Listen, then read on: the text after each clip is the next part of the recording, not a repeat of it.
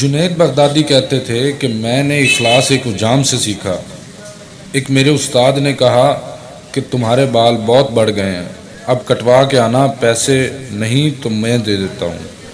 حجام کی دکان کے سامنے پہنچے تو وہ گاہک کے بال کاٹ رہا تھا۔ جنید بغدادی نے عرض کی، چاچا اللہ کے نام پہ بال کاٹ دو گے؟ یہ سنتے ہی حجام نے گاہک کو سائڈ پر کیا اور کہنے لگا، پیسوں کے لیے تو روز کاٹتا ہوں، اللہ کے لیے آج کوئی آیا ہے۔ جنید بغدادی کا سر چوم کر حجام نے انہیں کرسی پر بٹھایا جا رہا تھا اور بال کاٹتے جا رہا تھا۔ حضرت جنید بغدادی نے سوچا کہ زندگی میں جب کبھی پیسے ہوئے تو ان کو ضرور کچھ دوں گا۔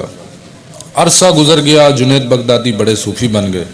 ایک دن ملنے کے لیے گئے، واقعہ یاد دلایا اور کچھ رقم پیش کی تو حجام کہنے لگا، جنید تو اتنا بڑا صوفی ہو گیا ہے، تجھے اتنا نہیں پتا چلا کہ جو کام اللہ کے لیے کیا جائے اس کا بدلہ مخلوق سے نہیں لیتے۔